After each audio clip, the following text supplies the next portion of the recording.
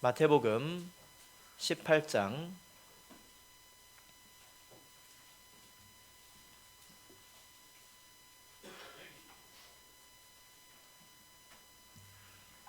18절에서 20절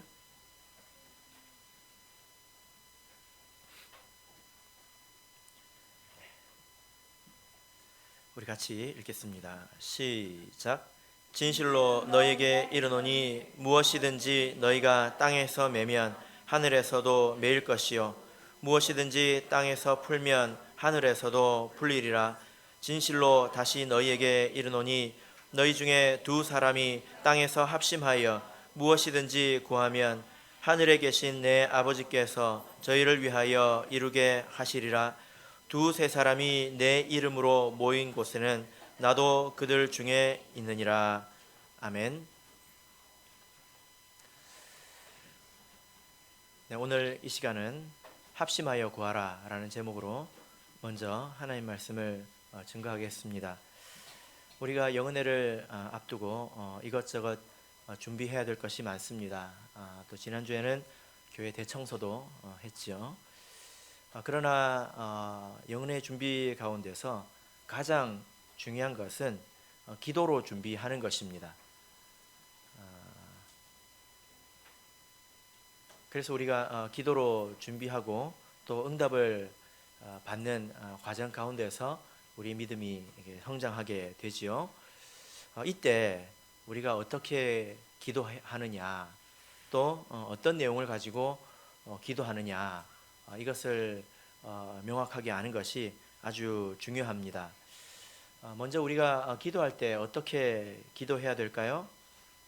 우리는 합심해서 기도할 줄 알아야 합니다. 혼자서 기도할 때는 어디서 해야 됩니까? 골방에서 해야 되죠. 그리고 합심 기도를 할 줄 알아야 합니다.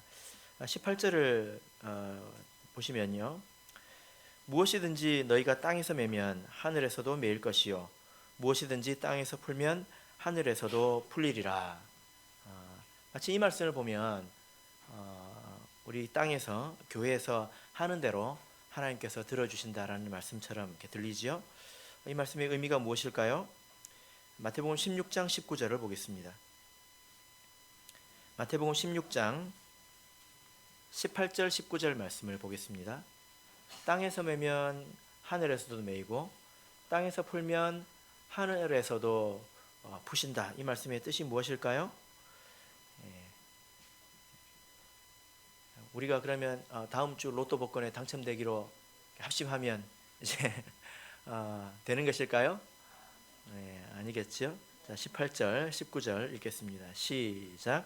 또 내가 너에게 이르노니 너는 베드로라. 내가 이 반석 위에 내 교회를 세우리니 음부의 권세가 이기지 못하리라. 내가 천국의 열쇠를 내게 주리니 내가 땅에서 무엇이든지 매면 하늘에서도 매일 것이요 내가 땅에서 무엇이든지 풀면 하늘에서도 풀리리라. 이 말씀이 동일하게 또 나와 있습니다. 이 말씀은 교회의 권세에 관한 말씀인데요, 교회에는 권세가 있습니다.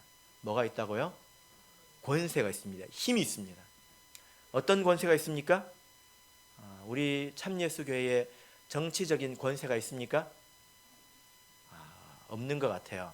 지금 선거철인데도 아무도 우리 교회 안 오지 않습니까? 제가 전주교에 있었을 때는요, 시장 후보 이런 사람들이 참예수교에 와서 예배도 참석했어요. 정말입니다. 근데 우리는 안 오지요? 정치적인 권세가 없는 것입니다. 우리 참예수교회에 경제적인 권세가 있습니까? 없지요?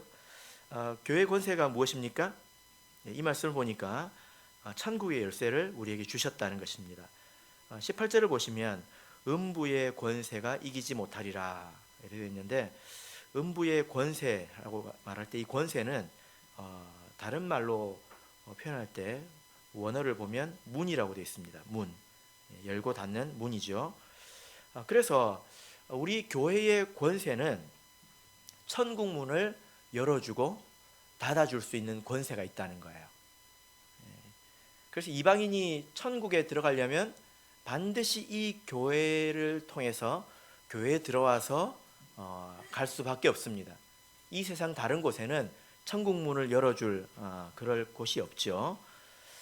그래서 우리가 이 하늘에서도 매면 또 땅에서 매면 또 땅에서 풀면 이것은 천국 문을 열고 닫을 권세라고 우리가 이해할 수가 있습니다.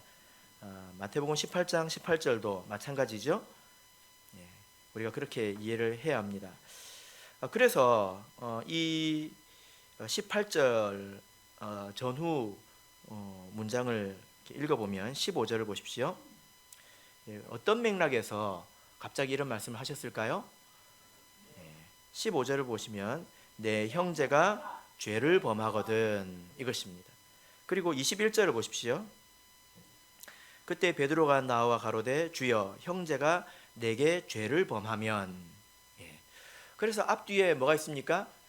죄를 범하면 이것이 있죠. 그 사이에 하늘에서도 땅에서 매면 하늘에서도 맬 것이요 땅에서 풀면 하늘에서도 풀리리라 이 말씀이 있는 것입니다. 이게 무슨 말이냐면 어떤 사람이 죄를 범했을 때 그 사람에 대해서 어떻게 할 것인가, 그 권세가 교회에 있다는 것입니다. 여러분 이렇게 한번 생각해 보십시오. 이제 여러분이 이제 자식을 철석같이 믿고 여러분들의 유산을 다 줬습니다. 땡전하니 없이 다 줬습니다. 그때부터 불효를 해요. 그러면 어떻게 하죠? 어떻게 하죠? 생각을 안 해보셨습니까? 간혹 보면 그것 때문에 소송 거는 막 부모도 있지 않습니까? 유산 반환 소송. 근데 그것을 다시 돌려받을 힘이 자기에게는 없죠. 마찬가지 이야기입니다. 교회에서 우리가 땅에서 메고 땅에서 풀 수 있는 권세가 있습니다. 이방인들에 대해서. 그래서 반드시 이방인은 교회를 통해서 구원을 받게 됩니다. 그런데 이 구원을 얻은 사람이, 생명을 얻은 사람이 유산을 이렇게 받았어요. 이미 얻은 사람이 죄를 지으면 어떻게 할까요? 그 사람에 대해서 매일 수도 있고 그 사람에 대해서 풀 수도 있는 권세가 바로 이 교회에 있다라는 이야기입니다. 그래서 우리가 아까 마태복음 16장에 있는 이것은 일반적으로 이방인들에 대해서 이해를 하시면 되겠고, 또 마태복음 18장에 땅에서 매면 이것은 형제 가운데 죄를 범한 자들에 대해서 어떻게 할 수 있느냐, 그 권세가 교회에 있다는 것입니다. 그 형제가 죄를 범했을 때 그 앞에 천국 문을 닫을 권세가 어디에 있다고요? 교회에 있다는 것입니다. 그리고 다시 열 권세도 교회에 있다는 것입니다. 이것이 가장 교회다운 것이죠. 교회가 정치적인 권세를 가지려고 하거나 경제적인 권세를 가지려고 하는 것은 그것이 교회답지 못한 것입니다. 교회가 가장 교회다운 때는 이렇게 천국 문을 열어줄 때, 그리고 천국 문을 닫을 때인 것입니다. 그런 권세가 언제 드러납니까? 19절을 보겠습니다. 19절 다시 읽어보겠습니다. 시작. 진실로 다시 너희에게 이르노니 너희 중에 두 사람이 땅에서 합심하여 무엇이든지 구하면 하늘에 계신 내 아버지께서 저희를 위하여 이루게 하시리라. 19절에 보면 진실로 다시 너희에게 이르노니, 그래서 이 말씀은 18절을 풀어서 말씀하신 것이죠. 다시 너희에게 말한다. 이것은 재차 설명한다는 것입니다. 땅에서 맨다는 것이 무엇이냐, 어떻게 이런 교회 권세를 활용하게 되느냐, 어떻게 활용하게 된다고 하고 있습니까? 그래서 19절을 보시면 18절에는 없던 표현들이 몇 가지가 나와요. 그것이 무엇입니까? 합심하여 구하면 이것입니다. 그래서 어떻게 메고 어떻게 푸는 것입니까? 합심하여 구하는 것입니다. 그래서 교회의 권세, 교회가 가장 교회다울 때는 합심하여 구할 때입니다. 개인이 하나님 앞에서 믿음이 살아있는 가장 그것이 드러날 때, 개인의 성도의 믿음이 가장 드러날 때는 골방에서 기도할 때지요. 제가 생각하니까 맞는 것 같아요. 골방에서 홀로 아무도 보지 않는 가운데서 기도할 수 있는 사람은 믿음이 있는 사람이에요. 그리고 교회가 가장 교회다울 때 모습은 합심해서 기도할 때입니다. 이때 교회의 권세가 드러난다, 이런 말씀이죠. 여러분, 그러면 우리가 합심하여 구하는 것, 쉽게 이야기해서 합심 기도라고 해봅시다. 어떻게 하는 것이 합심하여 기도하는 것입니까? 합심한다는 것은 서로의 마음이 맞았다는 거죠. 지금 우리가 이렇게 같이 있습니다.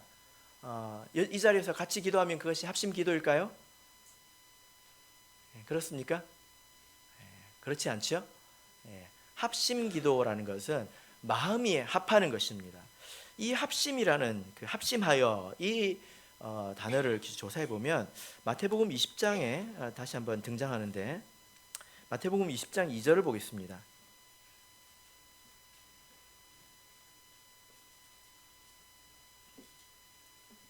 우리 서로의 마음이 이렇게 딱 맞아야 된다는 거예요. 마태복음 20장 2절 같이 읽겠습니다. 시작. 저가 하루 한 데나리온씩 품꾼들과 약속하여 포도원에 들여보내고. 이 말씀 가운데 약속하여라고 이렇게 나와 있는데, 이 약속하여가 아까 합심하여하고 원문이 동일합니다. 그러니까 한번 생각해 보세요. 여러분들이 큰 포도밭을 운영하고 있습니다. 농사는 타이밍이 절대적이죠. 시나브로 혼자 하면 됩니까? 씨 뿌릴 때 놓치면 안 되죠. 수확할 때 놓치면 안 되죠. 그러니까 그때 일을 하지 않으면 농사는 마치는 것입니다. 망치는 것입니다. 요즘에 양파인가요? 요즘에 그 저기 해남, 무안 이쪽으로 가서 그 농사 일하면 일당이 12만 원입니다. 괜찮죠? 그래서 그리로 다니시는 분들도 있더라고요. 주인의 마음에 포도는 다 익었는데 딸 사람이 없으면 자기 혼자 못 하잖아요. 애가 탈 것입니다. 그래서 어디로 갑니까? 인력시장으로 가죠. 인력시장에 갔는데 사람이 아무도 없으면 어떨까요? 엄청 속상하겠죠? 근데 가니까 누가 있어요? 품꾼이 있습니다. 이 품꾼은요, 집에 먹을 것이 떨어졌어요. 아침에 나올 때 오늘 뭐라도 할 일이 있어야 될 텐데, 그래야 저녁에 우리 애기들 뭐 죽이라도 먹일 텐데, 일을 잘 구해야 될 텐데 하고 딱 왔어요. 근데 이 두 사람이 어떻습니까? 딱 만난 거예요. 딱 만난 것이 뭡니까? 그래서 서로가 마음이 시원해졌다는 거예요. 서로의 마음이 딱 맞았다는 거예요. 그래가지고 서로 한 데나리온씩 약속했어요. 그래서 이 부리는 사람도 기분이 너무 좋고, 그리고 일하는 사람도 기분이 너무 좋고, 그렇게 마음이 일치가 되어서 약속했다는 것입니다. 그게 합심이죠. 그래서 우리가 한 자리에서 모여서 기도하는 것이 중요한 것이 아니라 어떤 한 가지의 내용에 대해서 마음이 거기에 모아져야 된다는 거예요. 그래서 같이 기도하면서 소리는 같이 기도를 하는데, 그냥 이 사람은 이거 저 사람은 저거 이렇게 기도하면 그것은 마음이 나뉜 것이 되겠죠. 그죠? 그래서 우리가 같은 마음을 가지고 기도하는 것이 바로 합심 기도입니다. 우리가 이 마음을 같이 해서 기도할 때에 교회가 가장 교회다워집니다. 사도행전 1장 14절을 보겠습니다. 사도행전 1장 14절.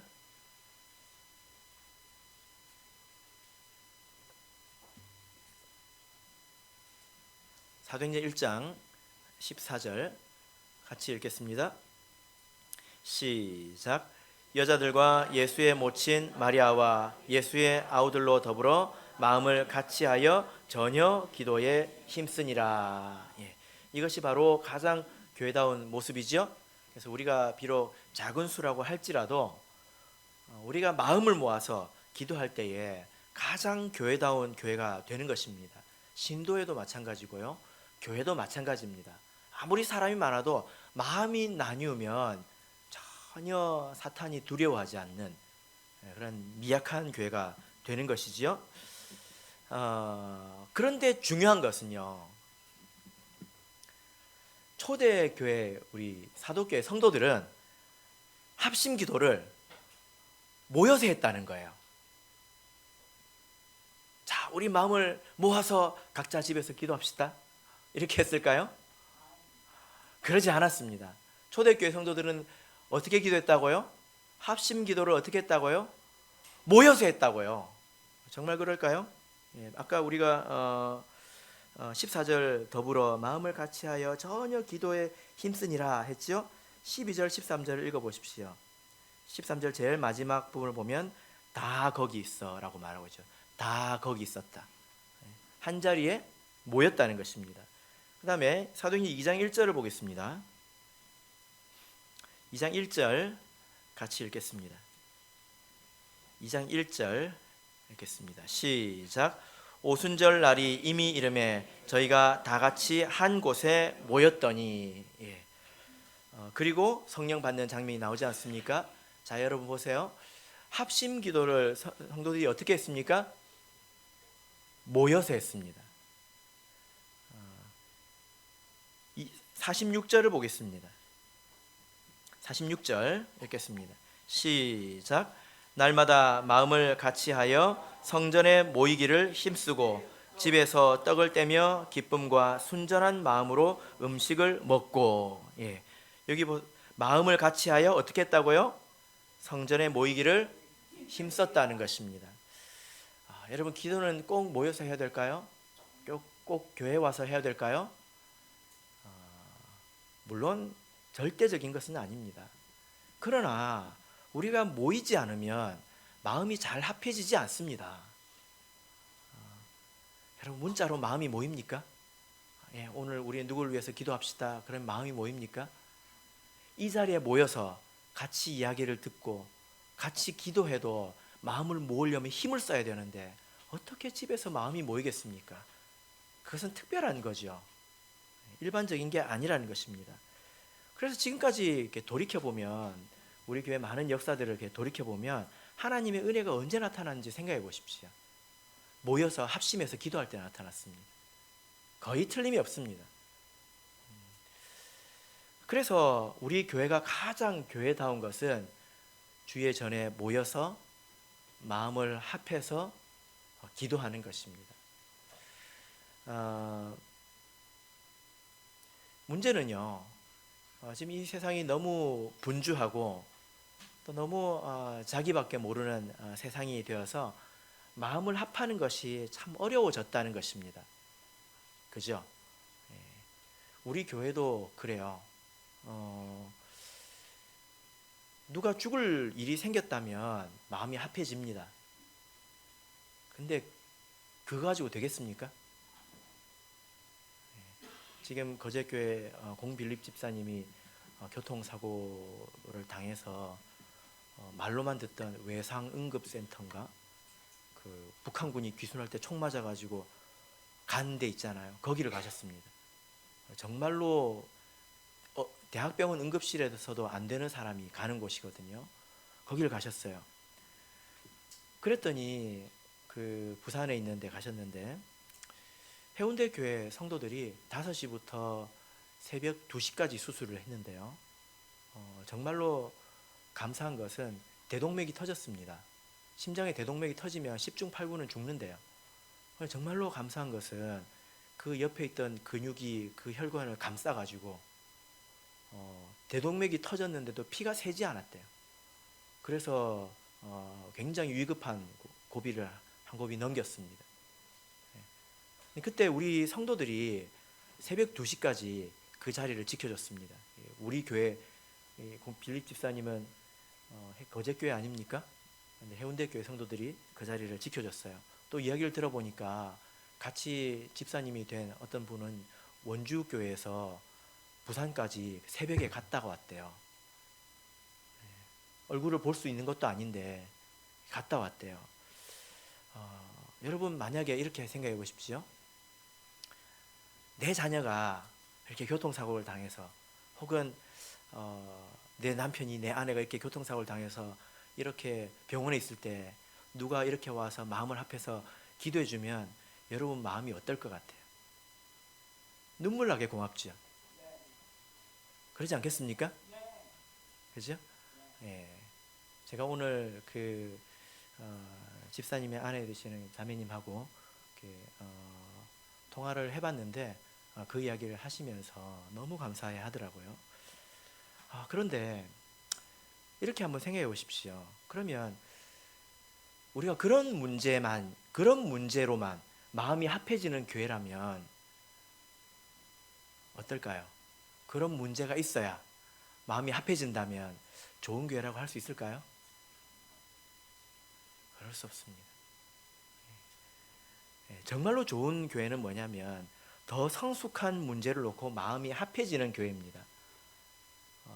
잃어버린 양을 위해서, 또 전도를 위해서, 또 하나님께서 애타하시는 그 백성을 위해서 우리가 마음을 모아서 이렇게 기도한다면 하나님께서 우리를 어떻게 바라보시겠습니까?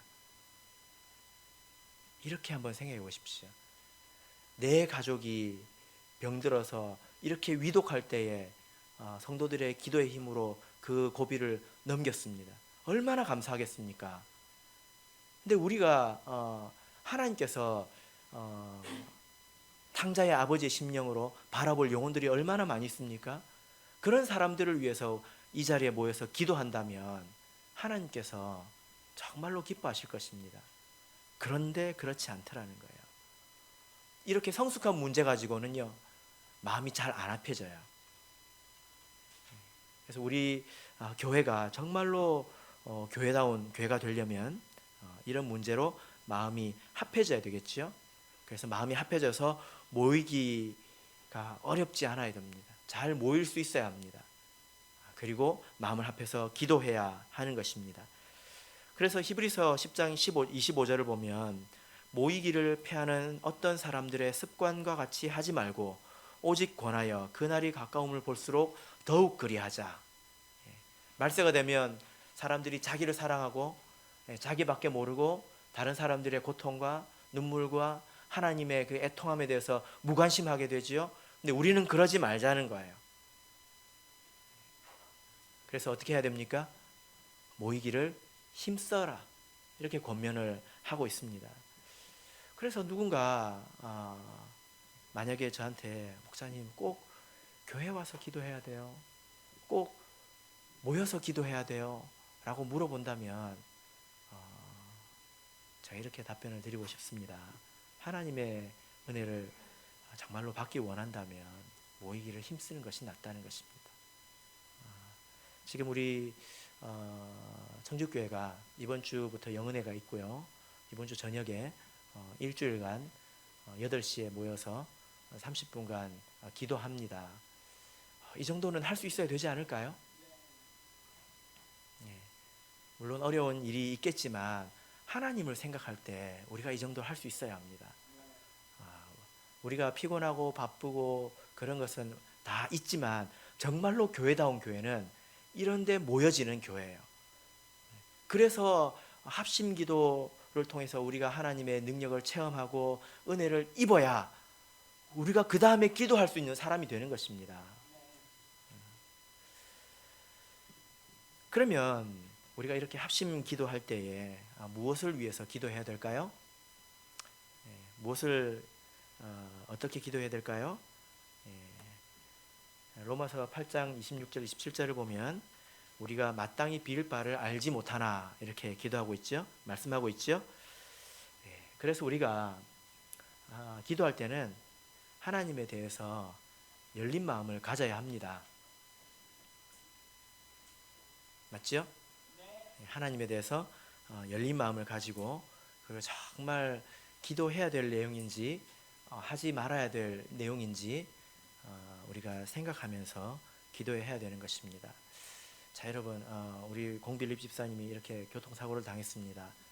살려달라고 기도해야 될까요? 데려가시라고 기도해야 될까요? 어떻게 기도해야 될까요? 그것부터 물어봐야 되겠죠. 그것부터 물어봐야 되는 것입니다. 그렇게 기도했더니 하나님이 살려달라고 기도하라고 하시더라고요. 그렇습니다. 우리가 하나님에 대해서 열린 마음을 가지고 기도해야 되는 것입니다. 그러나 우리가 성경을 통해서 마땅히 기도해야 될 내용이 있습니다. 그것을 제가 두 가지 말씀을 드리겠습니다. 첫 번째가 무엇입니까? 우리가 반드시 전도를 위해서 기도해야 합니다. 세상에 있는 그 사람들이 교회에 올 때에는 반드시 방해가 있습니다.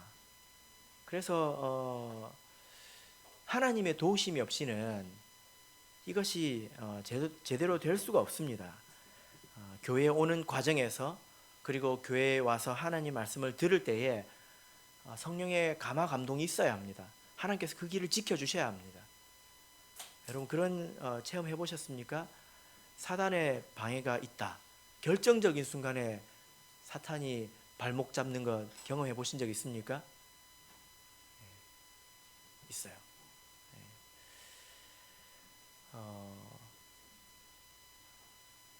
어떤 사람을 이렇게 만나가지고 이렇게 전도를 해서 저랑 약속을 잡았는데 결정적인 순간에 사고가 나요. 항상 사고가 나요. 정말 신기하게 그렇게 사고가 나더라고요. 그래서 반드시 방해합니다. 그리고 사람 자체가 완악합니다. 사람이 그 나이가 40이 되면 뭐라고 그러죠? 불혹이라고 그러지 않습니까? 불혹. 불혹이 무엇입니까? 혹하지 않는다는 뜻이죠. 나이가 40이 되면 자기 마음에 주관이 서가지고 흔들리지 않는다는 거예요. 그래서 아무리 감동적인 설교를 들어도 흔들리지 않는 나이가 됐다는 것입니다. 사람은 본래 고집이 세죠. 사람 자체가 완악합니다. 여러분 바로왕을 보십시오. 얼마나 완악합니까? 얼마나 완악합니까? 10가지 재앙을 당해가지고 나라가 이제 망할 지경에 이르러서까지도 고집을 부리지 않습니까? 그러니까 우리가 그 어떤 사람을 전도하려고 할 때는 굉장히 힘겨운 싸움을 하는 것입니다. 그 사람이 오는 가운데 반드시 사단의 회방이 있고요. 그리고 그 사람의 마음 자체가 완악합니다. 그래서 우리가 반드시 기도해야 되는 것입니다. 마가복음 5장 1절을 보겠습니다. 마가복음 5장 1절입니다.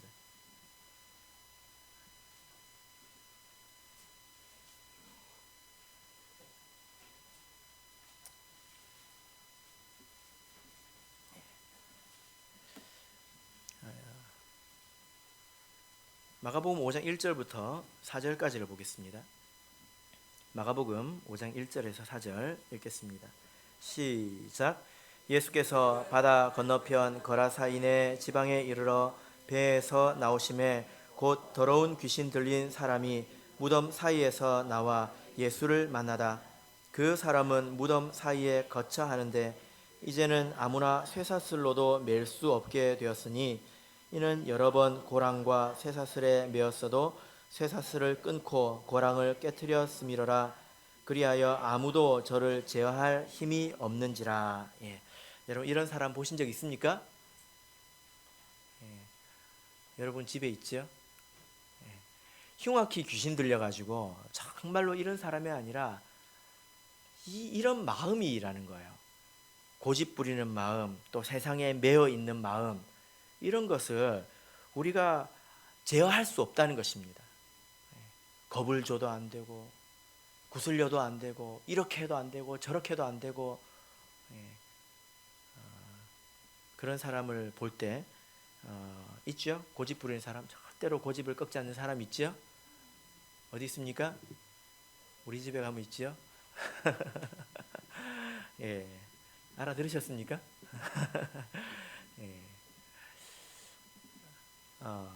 여러분 그런데 이 아무도 저를 제어할 힘이 없다, 이게 꼭 우리의 입장 같습니다. 우리가 어쩔 수 없죠. 그래서 이 사람이 언제 달라졌습니까? 예수님을 보자마자 달라졌죠. 예수님을 만나는 순간 달라졌다는 것입니다. 그래서 우리가 이런 소망과 이런 그 희망을 가지고 기도해야 합니다. 여러분 세상에 내 남편은요 안 돼요, 그런 사람 없어요. 사람으로는 할 수 없습니다. 그러나 하나님께서는 하실 수 있습니다. 우리가 그런 믿음을 가지고 반드시 기도를 해야 되는 것 아니겠습니까? 그래서 우리가 전도할 때 내려와도 안 될 거야, 뭐 이럴 거야 저럴 거야 하지 말고 우리가 믿음으로 기도해야 되는 것입니다. 그래서 하나님께서 그를 꺾어버리시는 그런 역사도 우리가 경험하게 되는 거죠. 네. 이렇게 우리가 교회에서 기도 제목을 선언하는 것은 굉장히 의미가 있습니다. 그냥 아름아름으로 기도 제목을 나누는 것과 교회에서 이렇게 기도 제목을 선언하는 것은 굉장히 다른 의미가 있지요. 또 두 번째로 우리가 영혼회를 위해서 기도해야 될 제목은 먼저 성경을 보겠습니다. 에베소서 4장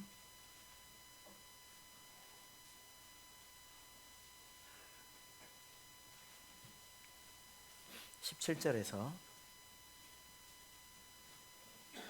20절입니다.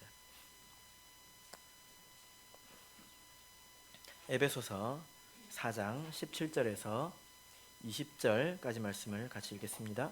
시작. 그러므로 내가 이것을 말하며 주 안에서 증거하노니 이제부터는 이방인이 그 마음에 허망한 것으로 행함같이 너희는 행하지 말라. 저희 총명이 어두워지고 저희 가운데 있는 무지함과 저희 마음이 굳어짐으로 말미암아 하나님의 생명에서 떠나 있도다.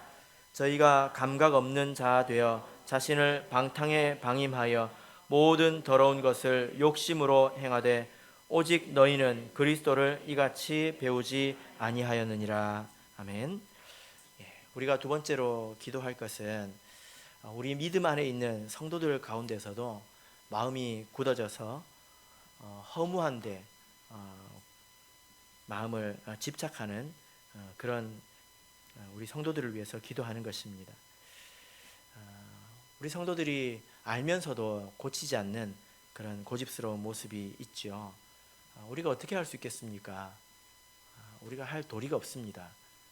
그러나 하나님께서는 하실 수 있지요.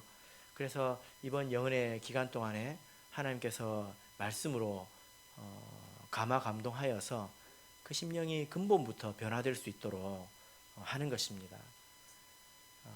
어떤 사람은 신앙생활을 열심히 합니다. 왜 합니까? 다른 사람들로부터 칭찬을 받기 위해서 하지요. 또 재미있어서 하지요. 우리 신앙생활의 근본이 그렇다면 그것은 별로 오래 가지 못합니다. 우리가 살아계신 하나님을 믿고 그리고 하나님의 말씀이 내 심령 가운데서 살아 움직이기 때문에 스스로 믿는 사람이 되어야 되지, 다른 사람에 의해서 지탱되는 사람이 되어서는 곤란하다는 거예요. 그래서 제가 예전에 이런 일을 경험한 적이 있어요. 어떤 자매님이 저한테 와가지고요, 정말 근심하면서 왔어요. 뭐라고 그러냐면, 목사님, 왜요? 혹시 저한테 하실 말씀 있으세요? 아니요, 없는데요. 왜 그러세요? 목사님이 예배 마치고 저한테 2달째 인사 안 한 거 아세요? 그러시더라고요. 그러시더라고요. 그래가지고 제가요? 그랬나요? 그랬죠? 그래서 제가 자매님은 정말 신앙생활을 훌륭하게 하고 계십니다. 자매님이 제 눈에 안 보이니까 얼마나 잘하는 것입니까? 제 눈에는 약한 사람밖에 안 보이거든요. 왜냐하면 그 자매님이 항상 뒤에 앉으십니다. 뒤에는 대충 어떤 사람들이 앉습니까? 신앙생활 언저리 하시는 분들이 많이 앉잖아요. 여기가 그렇다는 게 아니고 거제교회는 그랬어요. 그래서 제가 그리로 갈 때는요, 사람들이 아무도 안 보이고 저 사람 내가 가야지 이렇게 쭉 가는 거예요. 그렇게 가다 보니까 2달 동안 보고도 인사를 안 한 것입니다. 사실 그렇게 해야 신앙생활을 잘하는 거예요. 그죠? 왜냐하면 그 사람은 자기 믿음으로 신앙생활을 하고 있다고 목회자에게 믿음을 주는 사람이지 않습니까? 그죠? 그래야 됩니다. 말씀의 결론 맺겠습니다. 여러분, 우리 참예수교회가 가장 교회다울 때는 언제입니까? 교회 권세가 가장 드러날 때가 언제입니까? 천국의 문을, 세상에서 억만금을 줘도 할 수 없는 천국의 문을 열었다 닫았다 할 수 있는 그 힘이 언제 생깁니까? 합심할 때 생겨요. 합심할 때. 초대교회는 합심해서 시작했고요. 시작하자마자 합심했습니다. 그리고 나서 성경을 보니까 합심 기도를 어떻게 했어요? 모여서 했더라는 것입니다. 우리가 이제 합심해서 기도할 제목은 이번 영혼의 기간을 통해서 또 우리가 항상 이 기도를 해야 되겠지요. 잃어버린 양들, 하나님께서 애통하는 마음으로 바라보는 그 양들이, 또 그 구도자들이 하나님 전에 나와서 회심하는 역사가 있기를 기도하겠습니다. 그리고 두 번째로 우리 성도들 가운데, 지금 이 자리에 앉아 있는 우리들 가운데 내 안에 있는 완악함이 있다면 이번 영혼회를 통해서 하나님 말씀을 통해서 그것을 내려놓고 버릴 수 있는 용기를 주셔서 결단할 수 있도록 우리 시간 다 같이 성령을 힘입어서 간절히 하나님 앞에 기도하겠습니다. 9시까지 20분간 기도하겠습니다.